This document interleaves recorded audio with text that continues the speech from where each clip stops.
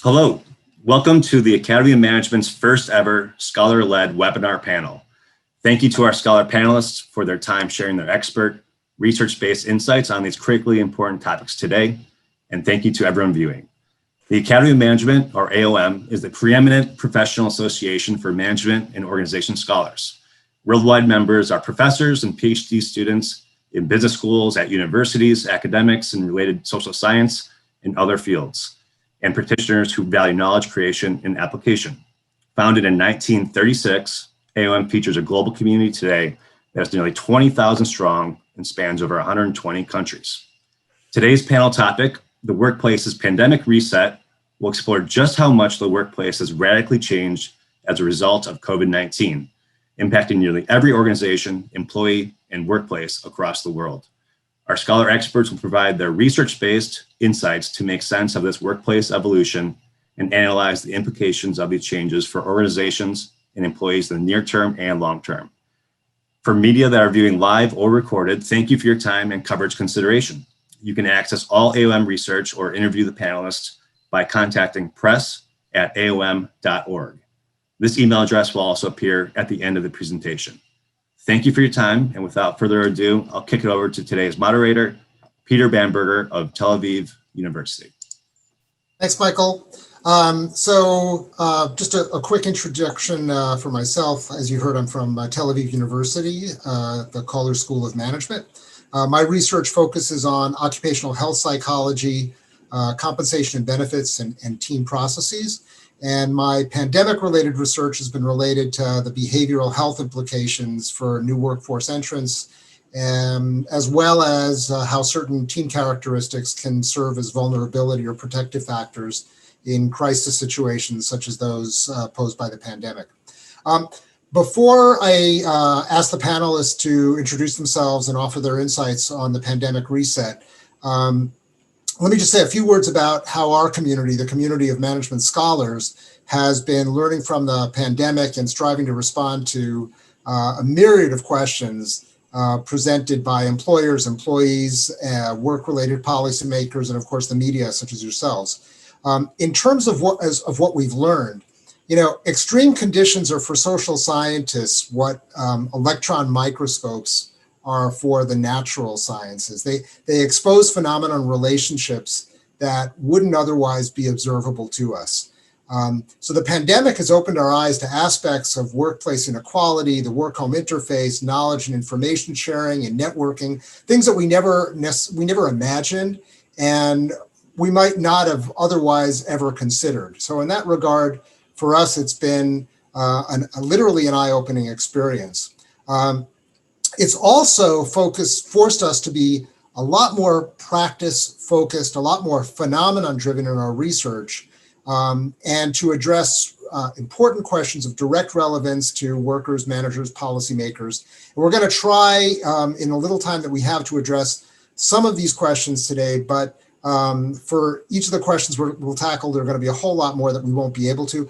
I do want you to pay attention to the way in which the panelists are going to be tackling these questions. They're going to be doing it not on the basis of gut feeling or opinion, but they're going to be doing it on the basis of empirical evidence. And I think that's what really differentiates our community of scholars from the pundits talking about what the pandemic means. So do pay attention to that. Okay, I don't want to take any more time. Let's get right to some very, very brief introductions, and then I'll pose the first question to the panel. So Adam, if you want to say a word or two about yourself first. Thanks, Peter, and thanks for that great introduction. Hi, everybody. My name is Adam Kleinbaum. I'm a professor at the Tuck School of Business at Dartmouth. I do research on organizational behavior, focusing on the pattern of informal relationships that connect people in their personal and professional lives, or social networks. And my research looks at how networks form and evolve. Over the course of the pandemic, obviously, those patterns have changed significantly. And so that's mostly what I've been focused on over the last year. Okay, Jennifer. Hi, everyone. I'm Jennifer Petriglieri. I'm a professor at INSEAD, which is a business school just south of Paris. My research focuses on relationships within and outside the workplace. And I really look at how our close relationships can help us move forward and grow in our leadership roles, and how they can also hold us back and stymie our attempts to grow and develop. In the pandemic, I've been focusing on three things. I've been looking at how we can maintain and build those relationships at work when they go virtual, and what are the pitfalls to that. I've been looking at a particular kind of relationship, which is working couples, and how they've fared through the pandemic and what organizations can do to support them. And then I've been looking within organizations at the rise of anxiety and burnout, and how that's really become a pandemic, and what organizations can do to build a more caring environment for their employees. Tsedal. Thanks, Jen. I'm Tsedal Neeley. I'm on the faculty of the Harvard Business School, and my work sits at the intersection of work, technology, and organizations. And so I look at global work, virtual work, remote work, distributed leadership, distributed collaboration, and all things related to global organizations as well. During the pandemic, I released a book called Remote Work Revolution, Succeeding from Anywhere, end of March of 2020. But the book has been underway for a very, very long time, and it brings together all of the research, mine and that of the field, to look at how do you connect, how do you build trust, how do you use digital tools. Tech exhaustion should not exist, for example. How do you remain productive, and how do you lead in a virtual environment, and all evidence-based.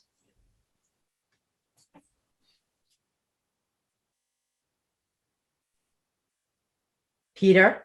I am muted. So yes, what were you saying about tech exhaustion and stuff, that we should be like right on it, right? So Should not exist. It shouldn't exist. Should not exist. Consider me the outlier.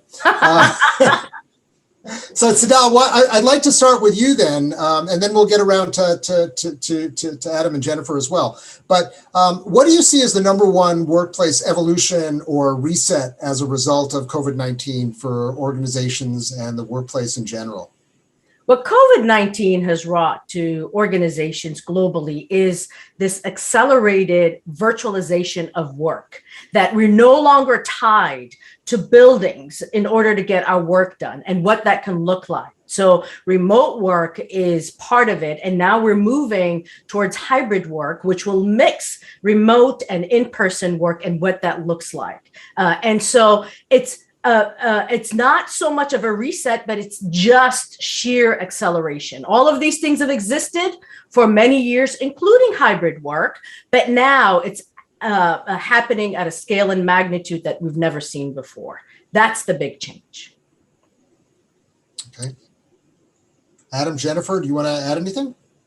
I mean, I totally agree with Tsedal. I don't think this is something new. I think this is an acceleration. And I would highlight a slightly different acceleration as well, which is a dissolution of the boundaries between work and home. I mean, we've seen that hugely with the move to remote work, but we also see it that the stress has become palpable, and this has become a workplace issue, as opposed to something which is your problem as an employee and you need to deal with in the space outside of work. So I think it's part and parcel of the move to remote and hybrid work, which is really, we can no longer treat employees as standalone people who exist in the organization. We need to think of them more holistically as real people with real connections and real families, and how do we deal with that as organizations? But again, I think that's nothing new. It's an acceleration of something that was starting, but it's gone much more quickly now. I agree that with everything that's been said, and I think the only thing I'd add, especially to what Jennifer said, is in addition to work and home boundary issues becoming much more front and center than they were before, I think there's an issue that organizations have to deal with, where previously most firms, not all firms, but most firms operated primarily in an in-person kind of mode. And some people worked remotely, some people worked remotely full-time, some people worked remotely part-time, but that was seen as something that was done on the side of the primary mode of interaction, which was in person. And of course, during the pandemic, that got flipped on its head. Every firm especially firms with knowledge workers that had the luxury of being able to work from home, made work from home the primary mode of interaction. And some did that well, and others did that less well. But as the pandemic is now beginning to wind down, companies are asking themselves, how much are we going back to in person? How much are we going to maintain this sort of remote work from anywhere kind of approach? And being deliberate about those decisions, I think, is going to be a big shift going forward. And we'll see how that plays out. I mean, I think Go ahead, Jennifer. I think that's a really interesting point, Adam, and it speaks to a more macro issue, which I know, Tsedal, you talk about a little bit in your book, which is, in the time of the pandemic, we had to do this. But now there's some element of choice. The danger is there's the haves and the have-nots, right? Is your organization going to let you do this, or is your job such that you just have to be there? And it's going to be interesting to see how this new form of inequality, in a way, really plays out in the labor market. And I think, Peter, that links to some of your research on onboarding and how difficult that can be in a remote world. So I think there's huge macro issues as well here that we're still trying to get to grips with. I want to challenge the three of you a little bit, because before you respond to that, so everybody's agreeing with you that it's just accelerating the things that were already there. And I want to challenge you a little bit to suggest that perhaps there's some new things that have emerged that weren't there before and weren't necessarily accelerated. Two things that I can think of, right, from my own research. One is with the supply chain difficulties, including HR supply chains, right? Organizations have had to become a lot more creative with doing well with what they have. And what we've seen emerging is kind of an internal talent marketplace in organizations, of organizations giving sort of gig jobs to their current employees, which is potentially great for their current employees. And this is something that never existed before, harnessing, leveraging the technologies that we have to provide employees with opportunities to do things that they never did before, to fill in the holes that organizations simply otherwise couldn't fill in because of the pandemic. So that's number one. Number two, there's a loss of transparency. When you're in a physical location working, you see things and you draw interpretations from that. There's signals that you can pull from what you observe. When you're off site, there's a major loss of transparency. Now, technology can fill in. You can say, we'll put more stuff on the web, but look who's controlling what goes on the web. And what are some of those implications? Because those things weren't there before, when we could all pick up signals freely and easily. So my reaction to that is yes, in some places, no, in some places. So is the gig economy new? No, it's not. It's just been accelerated as well, right? But at the same time, this idea of loss of transparency, not being able to do the water cooler conversations, or not having the physicality that one has when they walk into the room, now it happens differently. And in fact, some could argue that being on these video conferences, conference calls, is democratizing in important ways. Listen, my husband said this, so I can use this line. My husband is 6'4". I am 5'4". On Zoom, we're the same height. This is the kind of thing that we need to understand. And this is just a metaphor here. So you don't have transparency, but for decades, global organizations have used different methodologies in order to access the informal contact, the cues. So things happen differently. Different does not mean non-existent. Okay. What do you think? What do you think? Adam, Jennifer, what do you guys think? I definitely have my opinion. I can't say I agree with you, Tsedal, completely, but let's hear what Adam and Jennifer say. I would say that it is democratizing in some ways, and it creates challenges in other ways. And balance, I think, remains to be seen. Jennifer raised a really important issue earlier of the inequalities that will emerge from all of this, and I do think that there are some people who function of their pre-existing network, maybe as a function of their position within the organization. Some people will have an easier time of maintaining that presence in a virtual world, whereas other people will find the virtual world more isolating. And we've all gotten pretty good at having functional direct interactions with people that we need to work with in order to get our jobs done, but it's the more informal water cooler kinds of conversations, I think, difficult to replicate in a virtual world. And for a variety of reasons, I think some people will have an easier job of doing that than others. But I think it's really, really hard for organizations to try to replicate that. Yeah, I mean, Adam, that speaks to a piece of the research I've been doing in the pandemic, which has been looking at how people maintain those real quality connections with colleagues, which we often think of as the water cooler. And what I found was this real double-edged sword, that colleagues are turning to alternative platforms. So not the Zoom, not the Slack, not the LinkedIn, but something that revolves around another activity. So for example, something like Peloton, or a sporting activity, or a specific hobby activity. Now, on the surface, this looks great, right? You're connecting with colleagues and you're getting fit, or you're doing a charity challenge or something like this. Like, what's not to like about this? But then you go a layer out and you think about, well, what about those colleagues who are not physically able, right? They're shut out of these networks. Or sometimes some of these things get very kind of masculine and really kind of testosterone, who's going to beat who on the leaderboard. And we see that shutting out women and minorities. And so what we can see is this real double-edged sword, that on the one hand, you know, Tsedal is the same height as her husband. And we know from the leadership research that height is really important, right? We know the average CEO is much taller than the average person. So we can see some benefits, but we can also see some inequalities that are a little bit more hidden that start to creep in. And that's what my research is showing, which is pretty concerning, actually. Yeah, if I can jump back in, I found something that's very complementary from using very different kinds of data than what you use, Jen. I know you use, rich qualitative data, drawing on interviews and that sort of thing. I used quantitative data to look at who people communicate with and interact with on a day-to-day basis, using things like email and instant messaging, things like calendar meetings, things like work allocation data based on who collaborates with whom in the course of doing their jobs. And we found something similar, or I think complementary, which is that people seem to be going back to their strong ties that they've formed through prior work experience to fill the gap that's caused by the fact that they have a hard time forming new ties in this virtual world.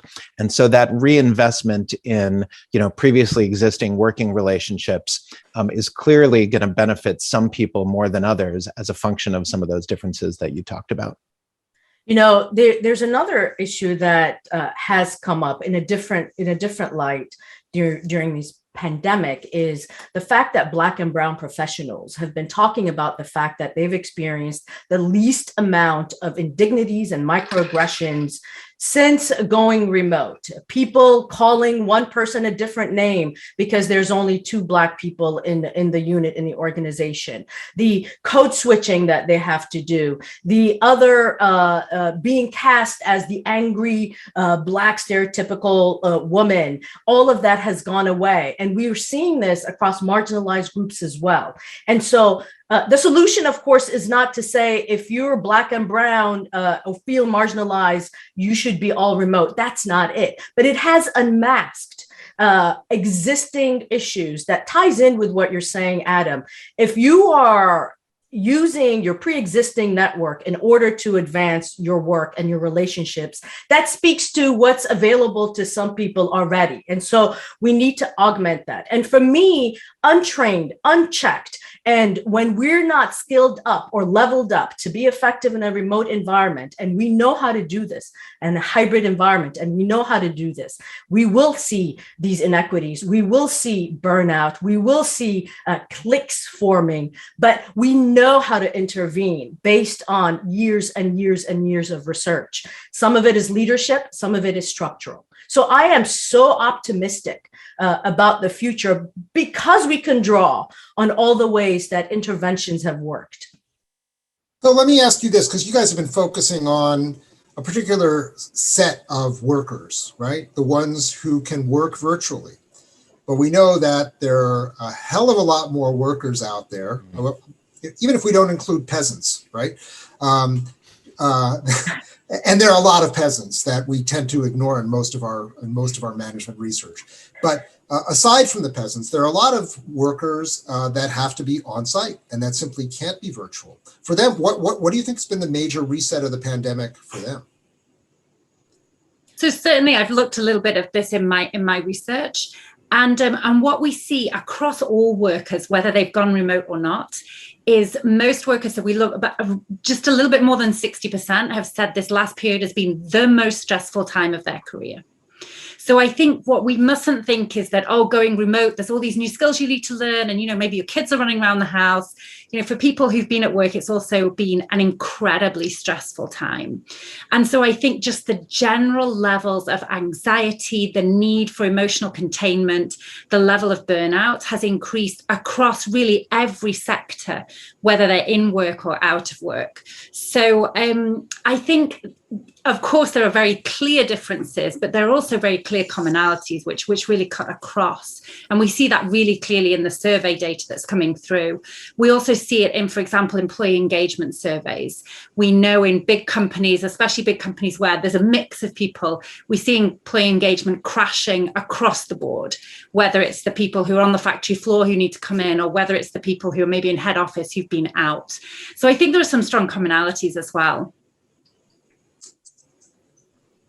So I haven't done research looking at this question, but I will say from people that I've spoken to in the research that I have done, that even if the issues of being in the workplace in person during the pandemic are different from people who have been working remotely, what isn't so different are the issues outside of work. And I think some of the things that Jennifer talked about around the stress, a part of that comes from stress around the possibility of illness for yourself or for your family, which has been very front and center in all of our minds over the last year.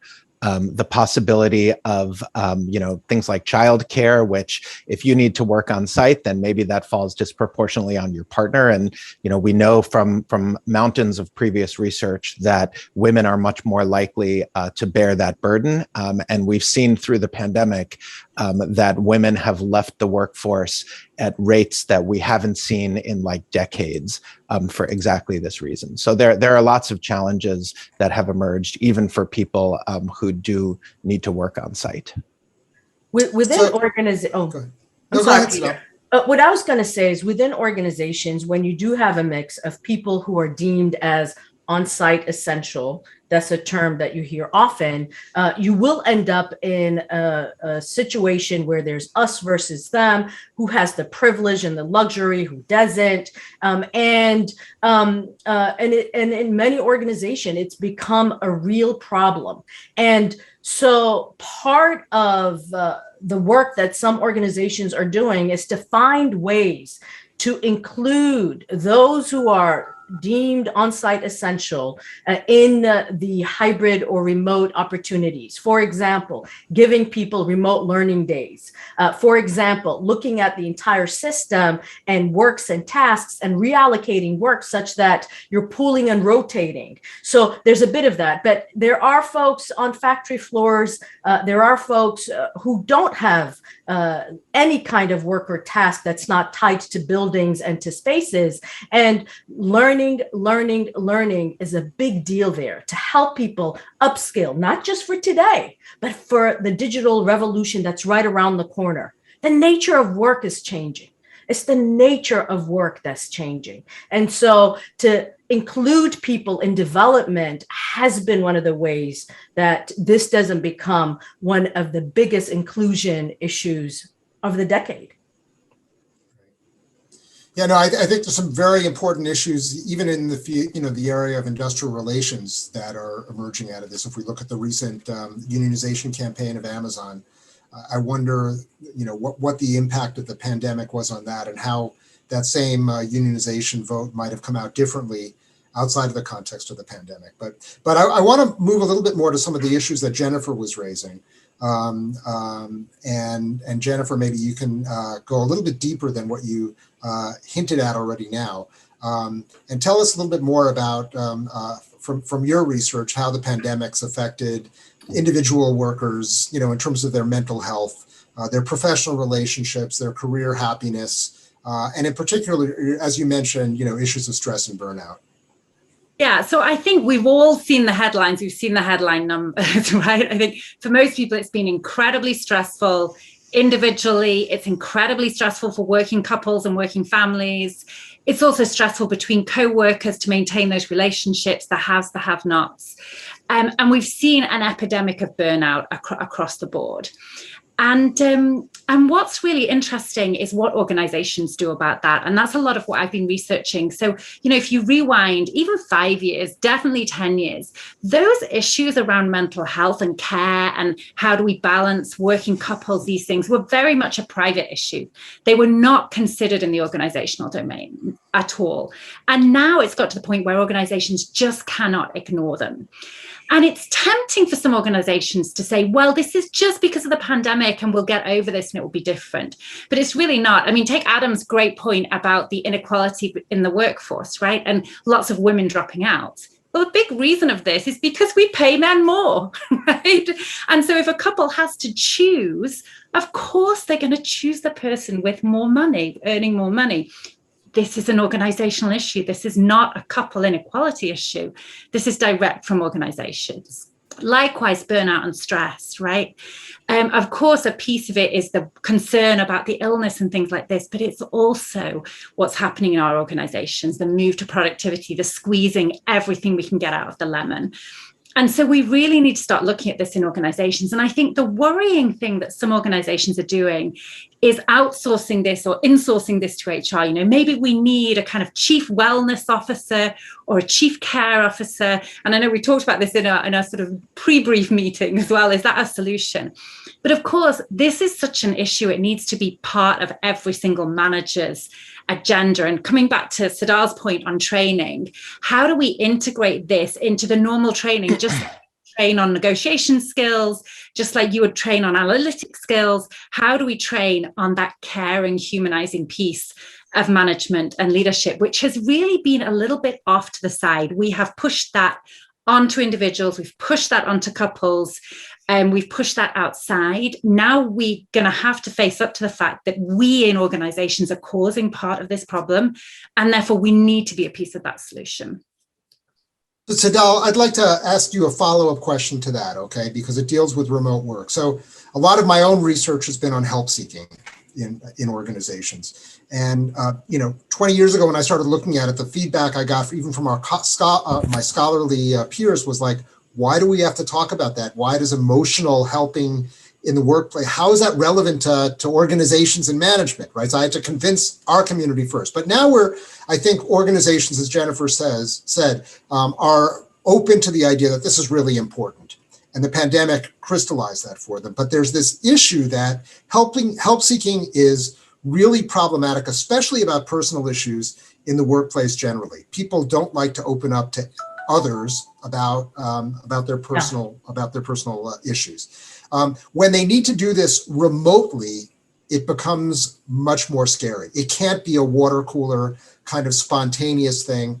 Peers can't see that someone may be troubled and perhaps plant a seed to get a conversation going. From your research, have you been able to pick up anything about this problem when work is made more remote, the mental health issues become more severe because people simply cannot turn to one another for the help that they would have in the past?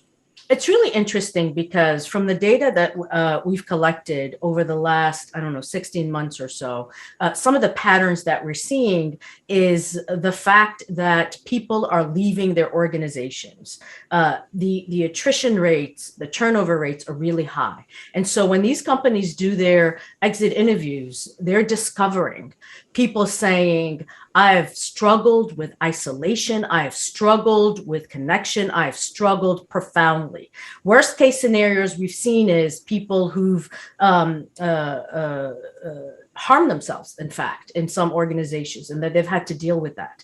There's also the issue of COVID. There are many managers, particularly globally, who have lost people to COVID. And so that brings grief and uncertainty and all sorts of anxieties right into the manager's work. So the other thing that has shifted is, and this is not around just the mental health, is people are thinking very differently about work. We're in people's living rooms, workstations. We're seeing their pets, their children come into the frame easily. There's something that has changed pretty profoundly about these boundaries. On a more serious side, we're also seeing cybersecurity issues because the perimeter of where people are accessing data is now from their homes and a lot more vulnerability. So the way people think about these boundaries from a technology standpoint and in listening to Jen's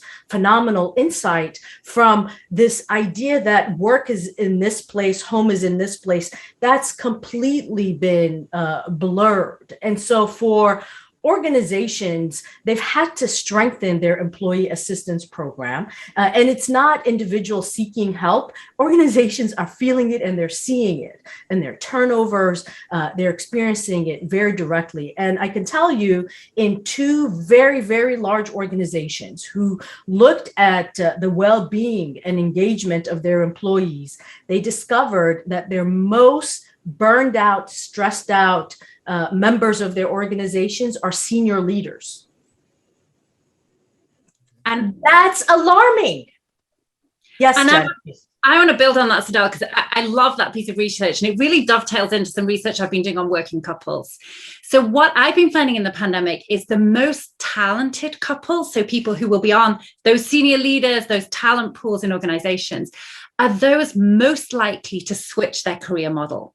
So usually in a working couple, what we see is someone has a primary career and someone has a secondary, and we maybe switch around, but someone is going full pelt. And what I've seen in the last year is the rise of the double secondary career. So very senior talented people saying, you know, I'm looking at life and it's not worth it, this race. So it's not that we're going to give up and run a tea shop somewhere, but we're both going to take back seats in our career and rebalance. And that is a big issue for organizations because a lot of their really talented people are starting to step back or at least take their foot off the gas. So this assumption that people are going to lockstep through this career progression is really going out the window. And early retirements too. Early retirements. So one more thing, Adam, do you want to add anything? I mean, are you seeing this in some of that? Okay, we'll get to you I have in a second. nothing more to add. Great Okay. insights. Thanks, everyone. One thing that I did want to add, since it's tied to my own research, the traditional employee assistance model is definitely changing as a result of this. I mean, employees were always reluctant to go to a management-based employee assistance program on personal issues. But what we're seeing is this notion of peer assistance growing, which emerged in the unions, 20, 30 years ago. I was starting to see this in some of my own research. And now you see companies like Google with their Blue Dot program, and Johnson & Johnson has a program similar to that, putting much more emphasis on peer-to-peer assistance and training peers in keeping an eye out for this and facilitating help seeking. So I think we are seeing an acceleration, Tsedal, as you would say, based on the pandemic of these types of things and a change in the way that organizations are dealing with some of these issues. But I want to move to a third question, which builds on this question about acceleration or a completely paradigmatic shift stemming from the pandemic. Were these changes that we've been talking about inevitable, or did they really emerge as something unique from COVID-19? We started to talk about it in the first question, but Adam, maybe you can shed a little bit more light on this from your own research. Yeah, it's a great question, Peter. And you posed it as an either or. And I think the answer is actually yes. I think both of these things are happening. I think as we look at especially what's gone on for knowledge workers, the kind of people that we've been mostly focusing on who have been able to work from home during this pandemic. The trend that we saw in knowledge work over the last decade up until the pandemic was an increase in open plan office space. And I think it's a really interesting observation because there are a number of things that come from that. I mean, one of the stated rationales that companies point to is that open plan office space facilitates more collaboration, more creative interaction. The evidence actually suggests that that's not entirely necessarily true, that actually people retreat from collaboration because they need to focus. But the idea was that everybody would be sort of intermingling in these open spaces. And then the pandemic hit, and that created this sort of shift that moved us to the exact opposite extreme, that instead of mingling with other people, people are sitting at home and not interacting with anybody except through the computer in the way that we're doing now. And I think that what is likely to happen going forward is going to be trying to find the best of both worlds that comes from the combination of the two. And so I think that what the world post-pandemic might look like for a lot of companies is open plan office spaces where people are coming into the office part-time. They're having lots and lots of interactions, meetings, water coolers, coffees, informal conversations during the time that they're in the office. And then when they need to, sit down and actually focus and get work done, they work from home part-time as well. And I think that combination might be the best of both worlds. I think the difference between companies that do this effectively and companies that don't will be how smart they are about putting the right people together during their face-to-face in-person time. Because I think it's not obvious who are the people who should be interacting face to face. I mean, certainly, within teams of people who are working together, there needs to be a certain amount of camaraderie and collegiality that comes from informal interactions around the office.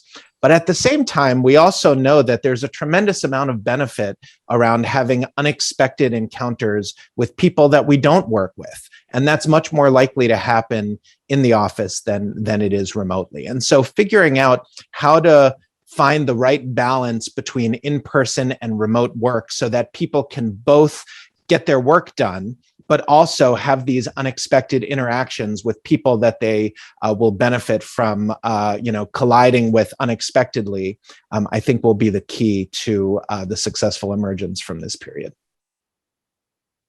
Tsedal, Jennifer, on that point? So go on, Tsedal. No, please, Jennifer. I was going to tackle it from a little bit of a different angle, although I totally agree with Adam. I think the kind of reassessment is an inevitable shift, and I take it more of an existential perspective.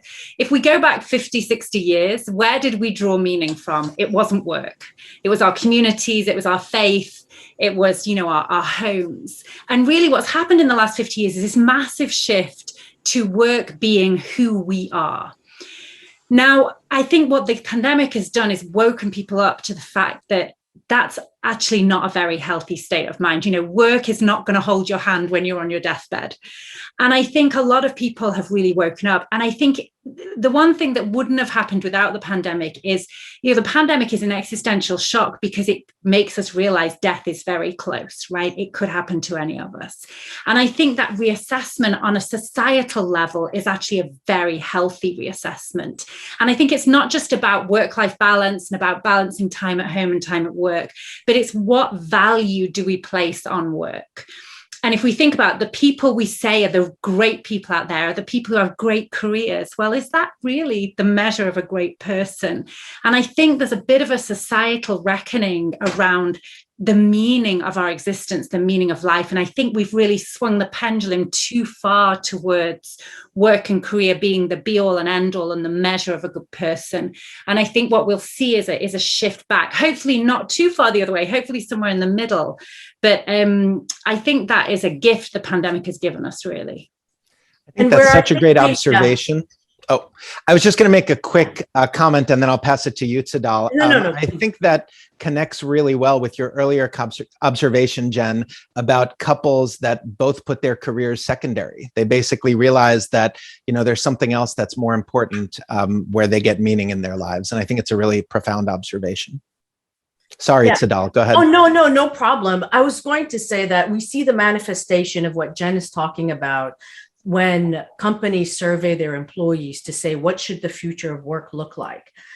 The numbers are staggering. 87% Gardner Group, 88% Johns Lang & LaSalle, commercial real estate folks, 81% Harvard Business School Online say they want to retain some kind of remote flexibility in their professional arrangements. These numbers are staggering. And so what I've been talking about is work-life balance was an aspiration that was elusive. No one could attain it.